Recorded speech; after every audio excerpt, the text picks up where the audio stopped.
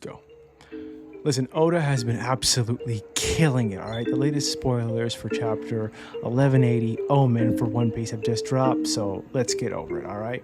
So the chapter opens up with Emu after making his grand ore farming appearance with his magnificent flout claim, his beautiful face, his bizarre looking sword that is almost certainly a Saijo Owazamono great sword, shows up and then immediately goes over to where Killingham is with Zoro's group, all right? Remember, Killingham's body was chopped up into little tiny pieces after being held up by Gerd, and then Zoro had the bright idea of being like, hey, what if we destroy his heart? That should kill him. And then Emu shows up and then immediately chops off some of the digits off Gerd's hand. Sorry, Gerd, I hope that wasn't your dominant hand. I hope that was your left hand and you're a righty, because that would really suck. And then proceeds to free Summers. Then Zoro attacks Emu. I want to say this again. Pirate Hunter Zoro, Roanoa Zoro, all right? The number 2 on the Straw Hat Pirates attacks the ruler of the world, said Emu Nerona, all right? And then he uses his attack, King of Hell, Onigiri, okay? I want to reiterate, Zoro attacks Emu, all right? He says, ice up, 1v1 me, brah. Let's see what you got. And Emu blocks the attack with his tail. Again, I want to reiterate, he blocks one of Zoro's stronger attacks, King of Hell, Onigiri. This was the same move he used to defeat King towards the end of Wano, and Emu blocks it with his tail. Emu then creates a small black flame called Omen, name of the chapter, and throws it at Zoro's face, leaving him bloodied. Emu then uses the same black flame that he used to just wreck Zoro to revive Summers. Now, I want y'all to understand this. Zoro has not gotten his ass kicked at all like this post-time skip, all right? He's gotten his ass kicked here and there, but the mainly 3 instances that come to my mind are his fight against Mihawk, which wasn't so much a fight, it was Mihawk just stretching his arms. And then there was his fight against Enor at Skypiea, where he got absolutely blasted by him. Then there was the moment at Saba Odia Archipelago where Zoro's fighting Kizaru and the Pacifistas, and he gets absolutely wrecked, okay? We haven't seen Zoro get his ass kicked at all like this post-time skip, all right? He has been a stalwart. He's been taking ass-kicking names, and he got absolutely just no-diffed by Emu, who blocked one of his stronger attacks and then just hits him in the face and he's done. Now, we don't know if Zoro's been taken out or he's immobilized, but he just got absolutely wrecked, okay? Emu then sprouts bat wings, like full-on bat wings, like Stussy, and then we see him fly away and head over to where Killingham is, all right? Killingham, similar situation to Summers, body chopped up, and he's being held up by Zoro and Jinbei, all right? And then he revives Killingham with the same power, Omen, uses Omen to revive Killingham. Sanji then attacks Emu with Diable Jambe.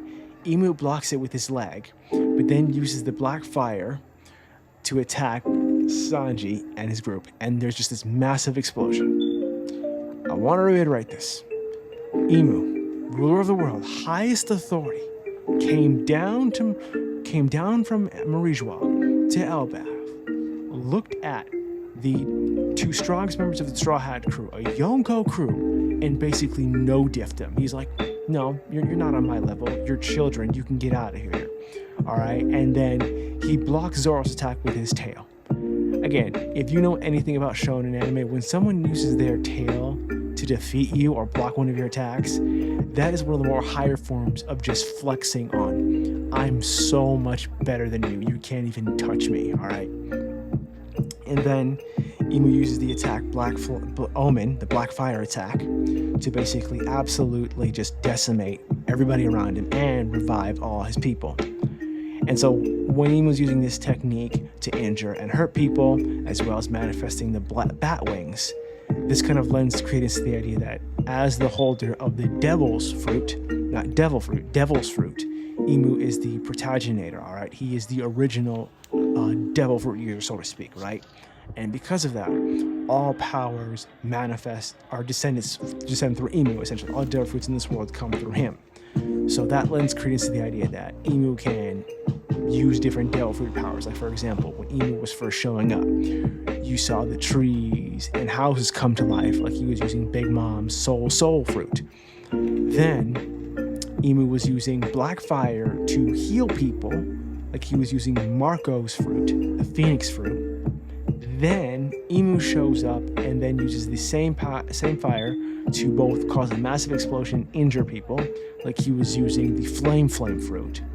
And on top of that, Emu manifested bat wings, like he was using the bat zoan from Stussy. So this lends to the idea that Emu, as the devil man, essentially, can basically manifest the different devil fruit powers, because in Egghead we learned devil fruits are based off desires.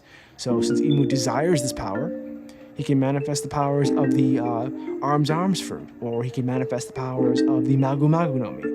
We don't know or not, this is just theorizing or not, but that kind of lends credence to the idea that Emu can manifest these powers just in ways most people can't.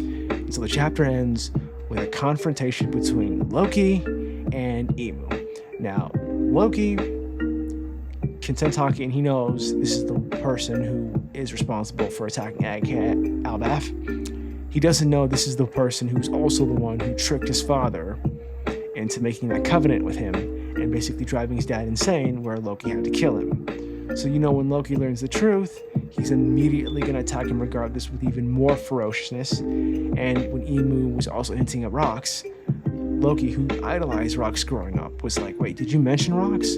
So, Loki's just, chomping at the bit to get his revenge. And another thing I kind of want to bring up is, I don't want this to be a scene where Loki and Luffy team up and they push Emu to his limits and he flees. I want this to be a part where they fight him and they can't do nothing. All right, we'll see what else happens as the week goes on, but hopefully I'll get a chance to make more videos. I'm Malik, signing out. God bless you all and have a wonderful day.